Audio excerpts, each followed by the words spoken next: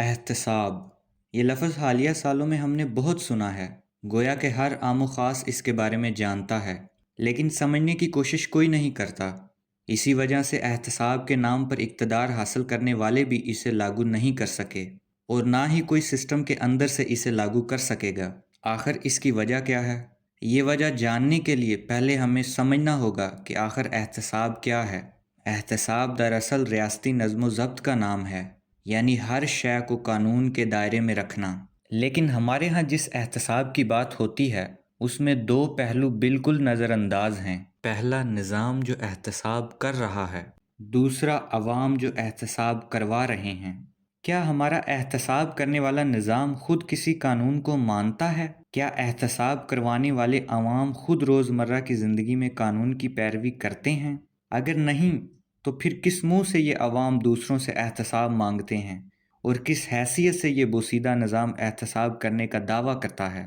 یہ تو بالکل ایسے ہی ہے کہ ایک چور دوسرے پر چوری کا الزام لگائے اور پھر یہ دونوں چور کسی تیسرے چور سے اپنا فیصلہ کروانے چلے جائیں۔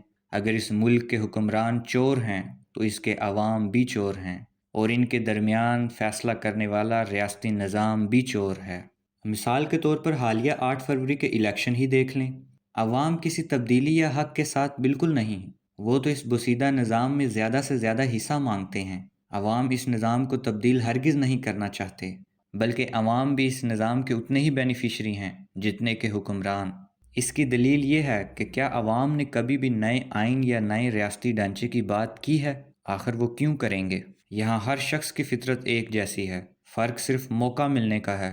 کسی کو موقع ملا تو اس نے قومی خزانے پر ہاتھ صاف کر لیا، اور کسی کو موقع ملا تو اس نے اشارہ توڑ دیا یا رونگ ٹرن لے لیا۔ عوام کو حکمرانوں کی چوری سے کوئی غرض نہیں، انہیں تو صرف اس میں اپنا حصہ چاہیے۔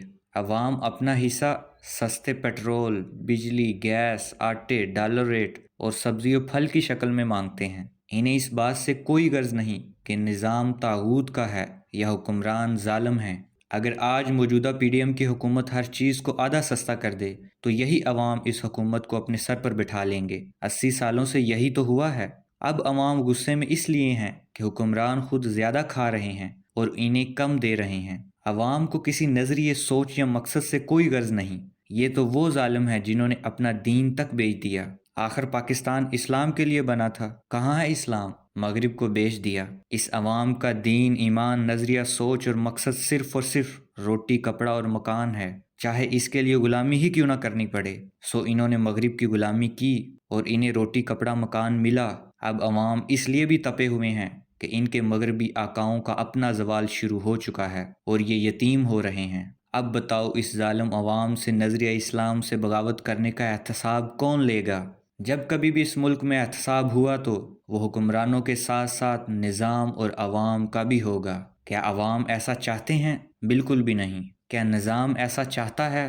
بالکل بھی نہیں۔ تو پھر آگے کیا ہوگا؟ یا تو ریاست اسی طرح گلتے سڑتے ایک دن دنیا کے نقشے سے مٹ جائے گی، جیسا کہ اس سے پہلے دنیا میں کئی ریاستیں وجود میں آئیں اور اپنی عمر پوری کر کے چلی گئیں، یا پھر عوام، حکمران اور نظام کا ٹکراؤ یعنی خونی انقلاب تمہارا منتظر ہے۔ کیا کسی کے پاس کوئی تیسرا پرامن راستہ موجود ہے؟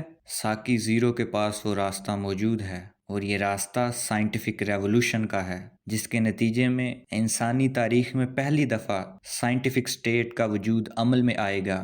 لیکن یہ راستہ پرامن کیسے ہوگا؟ اس کے لیے آپ کو ہمارا نظریہ سمجھنا ہوگا۔ ہمارا نظریہ سمجھنے کے لیے آپ کو ساکی اسٹوڈنٹ بننا ہوگا۔ ساکی اسٹوڈنٹ بننے کے لیے نیچے دیے گئے ڈسکورڈ لنک سے ہمیں جوائن کریں۔ The choice is yours.